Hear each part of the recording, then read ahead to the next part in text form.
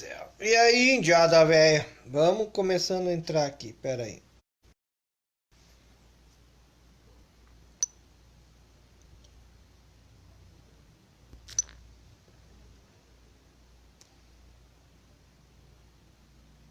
O de sempre, deixa eu ir arrumando as coisas aqui devagarinho.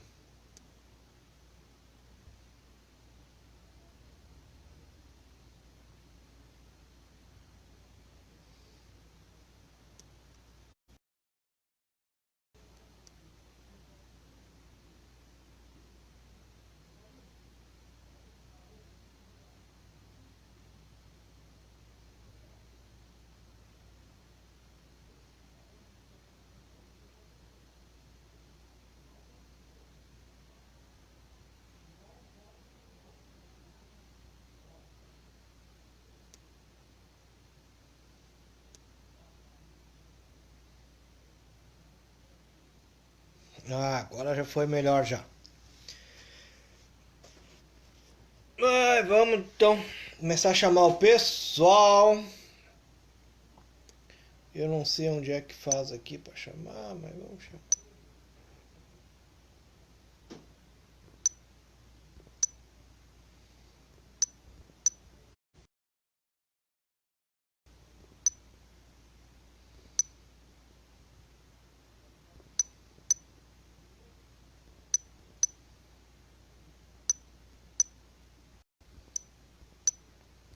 Tô chamando aqui o pessoal.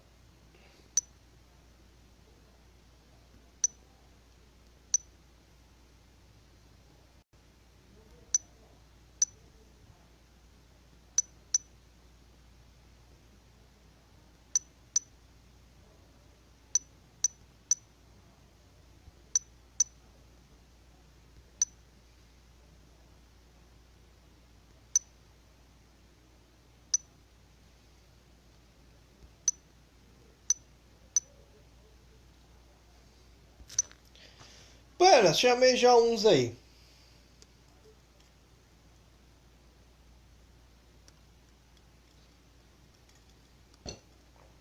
Vamos deixando entrar mais um pessoal para me contar umas novidades aí bem boa. Se puderem se apresentando, né? Quem tá, da onde que tá falando. E o principal, pelo amor de Deus, tá chovendo aí. Piedoso Lufuma, velho. Piedoso Lufuma, fala da onde?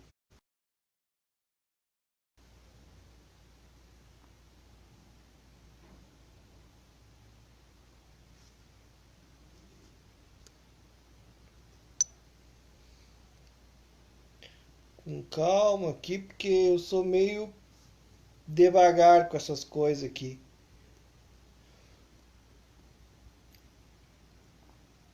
Mas um dia eu acerto assim de primeira.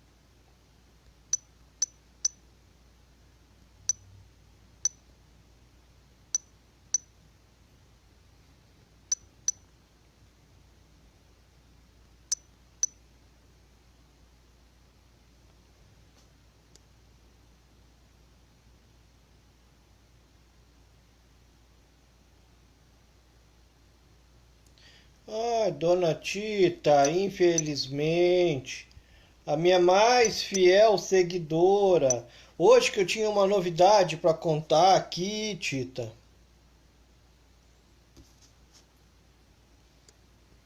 Mas enfim, bom curso, boa sorte aí no teu curso.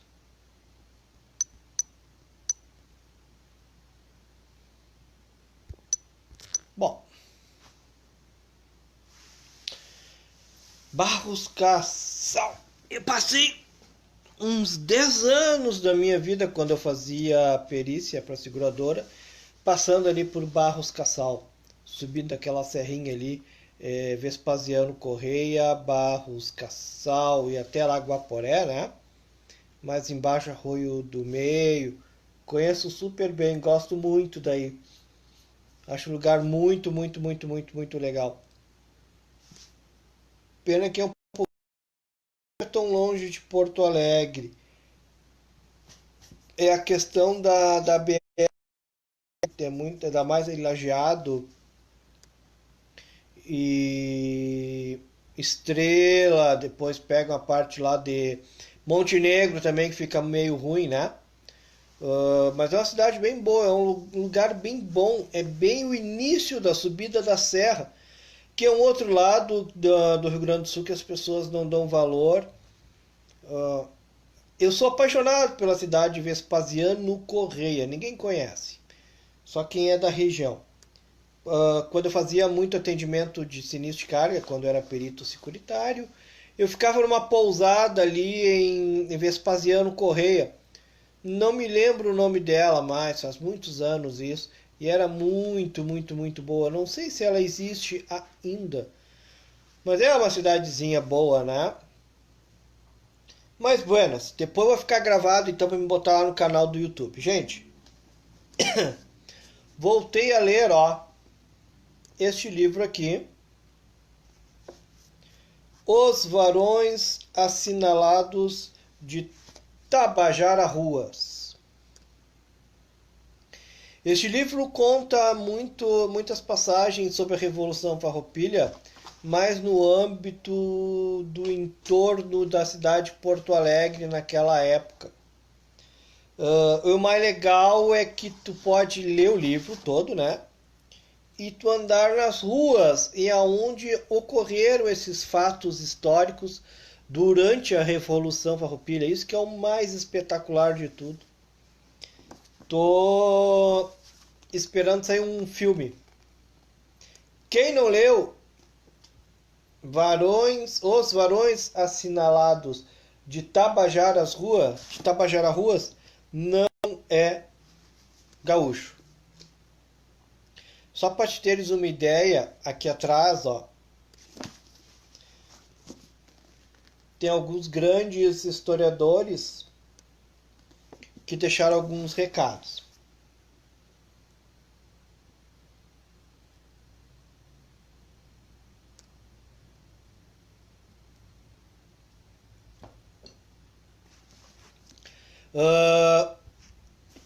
Wilson Martins. Literatura que engrandece a realidade. Concordo plenamente. Paulo Seben, eu sou meio cego. Um monumento literário, uma narrativa da guerra como nunca se viu na literatura brasileira. Só encontro paralelo nas Refregas e os Sertões de Euclides da Cunha e os Grandes Sertões Veredas de Guimarães Rosa. Paulo Seben. Também fui obrigado toda a minha infância, colégio estadual, a ler a literatura brasileira. Não gosto muito, adoro ler, mas não gosto da literatura brasileira. Esse livro aqui eu recomendo. Se lê como se fosse uma Vestera ou um filme de capa e espada. Eduardo Bueno. A melhor colocação. É indescritível este livro aqui. Suas histórias são revoluções, rebeldia, inconformismo, amores bandidos, rios sendo atravessados na noite, chuvas torrenciais, roupas encharcadas, lealdade e tradição. Traição, fragilidade, força, destino, grandeza. Renato Bittencourt Gomes. Sempre que eu converso sobre a Revolução Farroupilha, já falei várias vezes, converso com amigos, eu gosto de lembrar essa passagem que tem aqui no livro. Uma das passagens mais espetaculares E quando eu passo ali naquela ponte da Zenha, naquele entorno ali da João Pessoa, eu trabalhei na João Pessoa com a Ipiranga há muitos anos ali, muitos anos mesmo. Então eu passei ali uma vida bem aonde ocorreu alguns combates da Revolução Farroupilha. Combates entre aspas. Tá?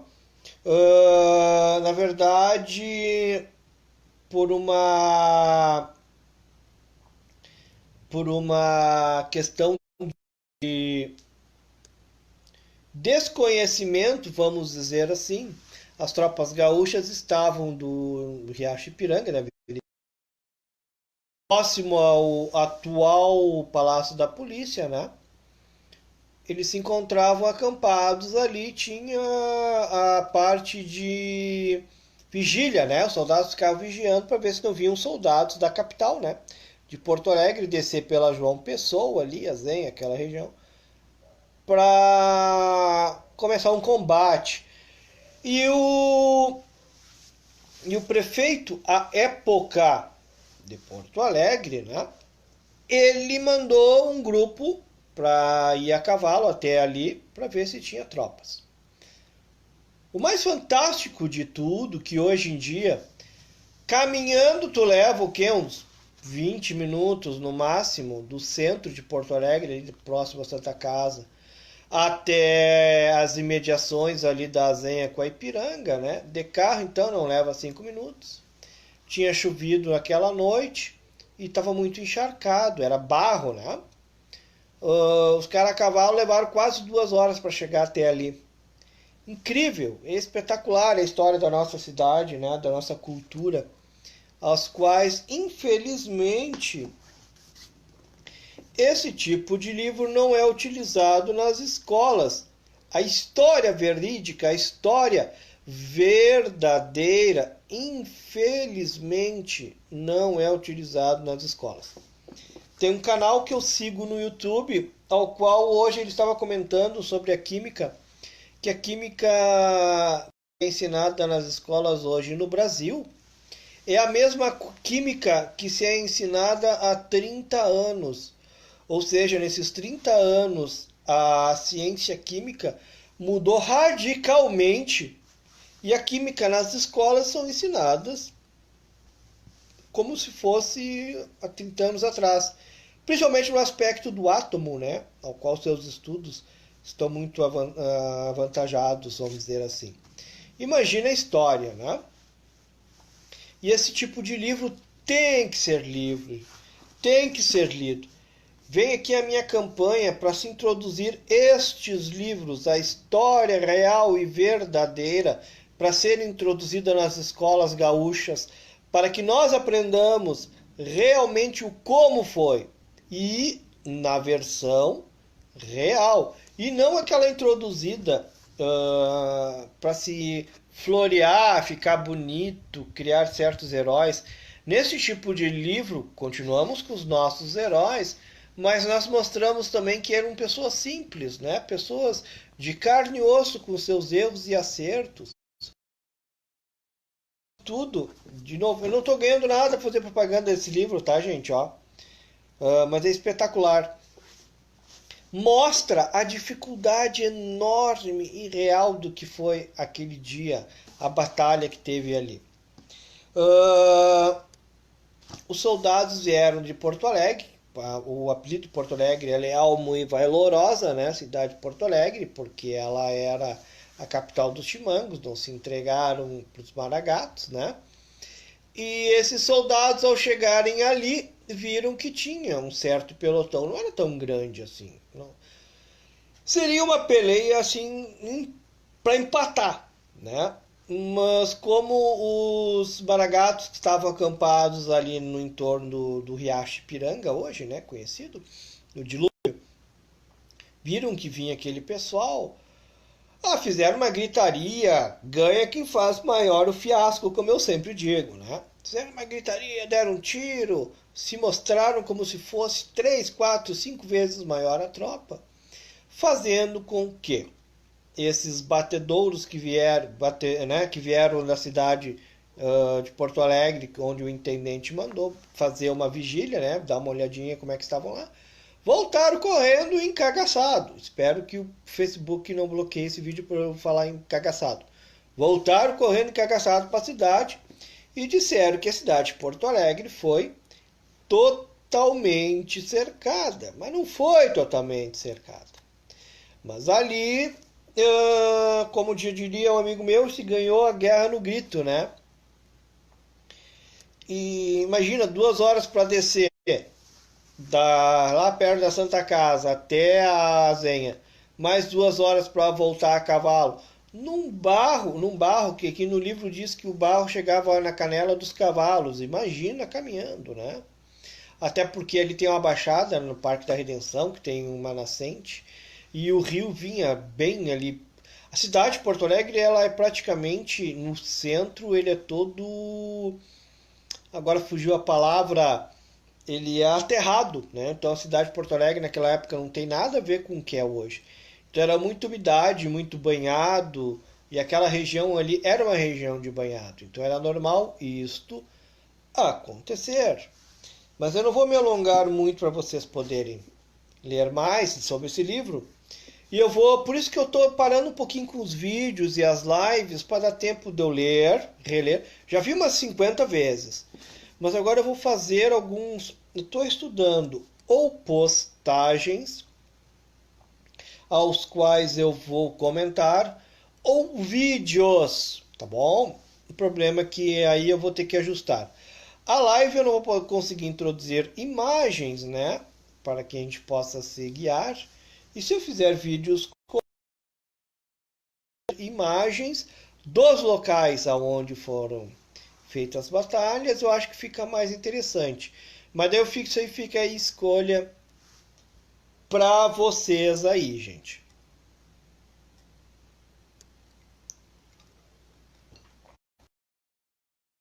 Então, só para dar um oizinho explicando porque da falta das lives aí, por causa das faltas dos videozinhos, tá? No canal do Honório Galdério. Porque eu estou lendo, eu estou estudando, estou me aprofundando, já li, reli, vou reler de novo, estou fazendo anotações. E eu vou fazer uma série de vídeos baseados neste livro aqui, para que nós possamos lembrar e relembrar, conhecer a verdadeira história do nosso estado do Rio Grande do Sul, contado por grandes historiadores. Ok? Fica então aqui o meu abraço, passando só para dar uma lembrancinha. Esse vídeo vai ficar gravado lá no canal do Honório Galdério, para o pessoal que quiser rever, tá? E aos pouquinhos... tô aberto a ideias aí, tá? Em relação aos varões assinalados, quem tiver histórias fora do que está aqui no livro, queira comentar, sejam bem-vindos. Inclusive professores de história e interessados na história do Rio Grande do Sul. Ok? Um brinde com um vinhozinho gaúcho. Um abraço inchado de Emerson Matos, criador do Honório Galdério, com cara de cansado mesmo, e tô cansado mesmo. E assim que eu conseguir terminar esse livro aqui, não tenho data específica, mas nós vamos começar num debate histórico, tá? Até porque o blog do Honório Galdério não é só piada e brincadeirinha. Eu gosto também de trabalhar com bastante fatos históricos. E aqui nós vamos se aprofundar as ganha, índio velho. Um abraço para todo mundo, uma boa noite de sono e até o próximo vídeo.